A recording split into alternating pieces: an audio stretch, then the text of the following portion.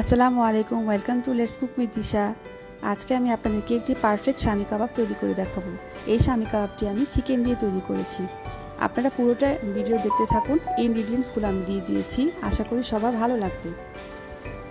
আপনারা সবাই কেমন আছেন? আমার ভিডিওটি দেখছেন তো? কেমন লাগছে আমার ভিডিওগুলো?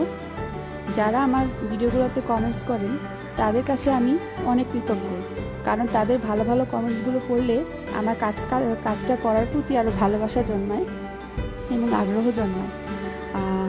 আপনারা অবশ্যই আমাকে সাপোর্ট করছেন, তাই আমি আরও ভালো ভালো ভিডিও বানানোর চেষ্টা করছি। আজকে যে শামি কাবাবটা দেখাচ্ছি আপনারা বাসায় অবশ্যই ট্রাই করবেন। এটা এতটাই পারফেক্ট হয় যে অতিথিদের সাথে আপনি পরিবেশন করলে সে বুঝতেই পারবে না যে এটা আপনি চিকেন দিয়ে করেছেন না বিফ দিয়ে। আমার কথা বিশ্বাস না হলে একবার ট্রাই করে অবশ্যই দেখবেন। দেখেন, আমি পরিমাণ মতো পানি দিয়ে এটাকে সেদ্ধ দিয়েছিলাম, পানিটা পুরোপুরি শুকিয়ে